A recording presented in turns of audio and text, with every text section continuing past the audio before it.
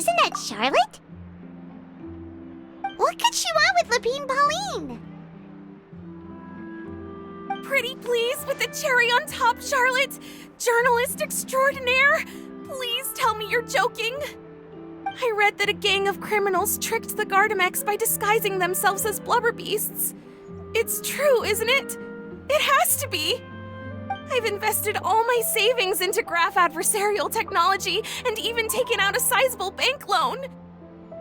I'm begging you like the beggiest beggar in all of begdom. Okay. I need you to calm down a little, Miss Lapine Pauline. I admire your passion for your research, and I don't mean to dash your hopes for those, big-ticket orders. But I'm afraid I'm not joking. The Blubber Beast incident was a short story mailed to us by an anonymous amateur author, written in the style of a true story. Oh, Paimon sees what happened here. Sounds like the report Lapine Pauline read in the Steambird wasn't in the news section after all. Funnily enough, I actually remember being in a meeting where the editing team was debating the potential risk of misleading the public with this story. They even went to Maison Gardiennage for advice. But to our surprise, they fully supported us printing it. They figured that the false intel would be a great way to dupe potential criminals into wearing ridiculous costumes when breaking the law. In truth, Gardamex are extremely sophisticated in their capabilities. They can identify criminals just as reliably as the best human guards, so a crude disguise isn't gonna get you far. If anything, it'll just make you stand out all the more. Since we ran that story, the Maison Gardiennage has made a slew of arrests, including, one phantom blubber beast, a titanic red-crowned finch, and a specter man. So I knew this story had helped out law enforcement, but this is the first time I'm learning of an innocent citizen being deceived by it, and investing so much mora for nothing.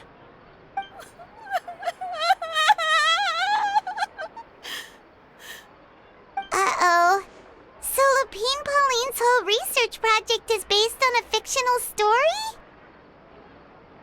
Which means we're not gonna get a big bonus after all. But more importantly, she's gonna lose everything she's invested. Traveler! Paimon! You're back! I was in the area taking some photos for a story when I got to talking to Miss Lapine Pauline about her research. She told me about your collaboration. She was hoping I could write an article to spread awareness about image recognition technology. She even paid me for the article and gave me one of her prototype devices before I could get a word in. I unfortunately had to dash her hopes, and I'm afraid all your hard work was in vain too. She's desperately trying to find a way to rescue the project and get you the mora you're due. I've tried to let her down gently, but she's finding it all very hard to accept. This is a new situation for us, too. It's such a pity. It seems like the author was only trying to make the story interesting, and the Maison Gardiennage only had Fontaine's best interest in mind.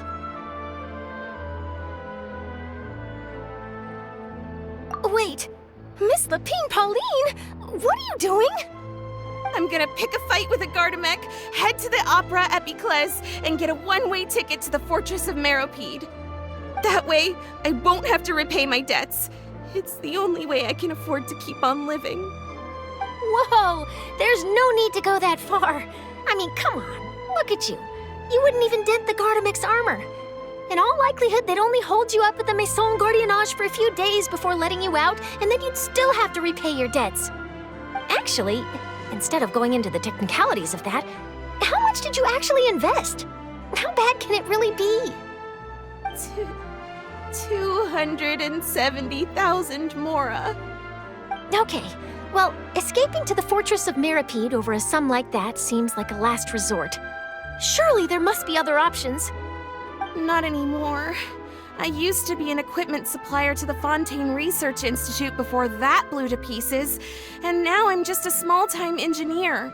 I scraped together some savings over the past few years, but I put every last mora into this project, and now I'm left with nothing. It's not just my savings that are gone. It's my whole future as a graph adversarial technology specialist and my dreams of becoming a billionaire one day.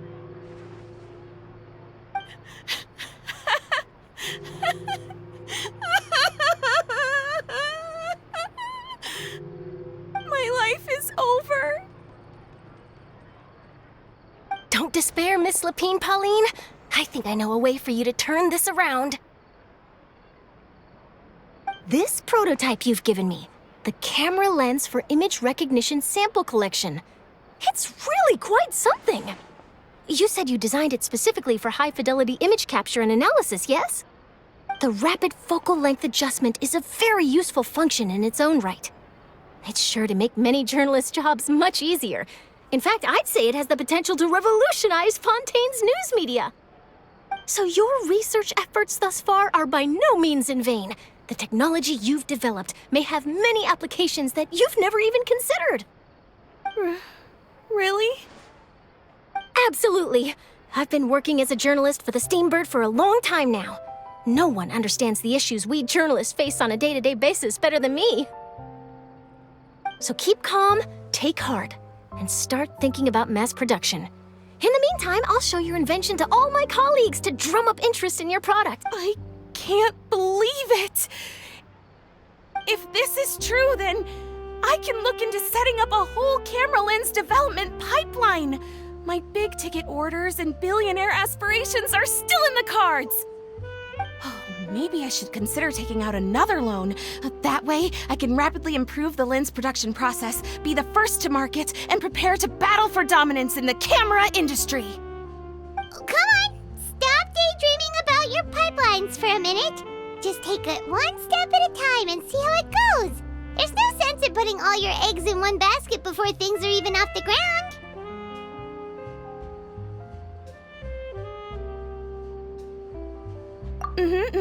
And I can probably speak to some people I know and license my image recognition device to a workshop to raise some funds. I can't believe I didn't think of this sooner. There's no time to lose. I need to get to work. Early bird gets the worm. Can you believe her? She just ran off.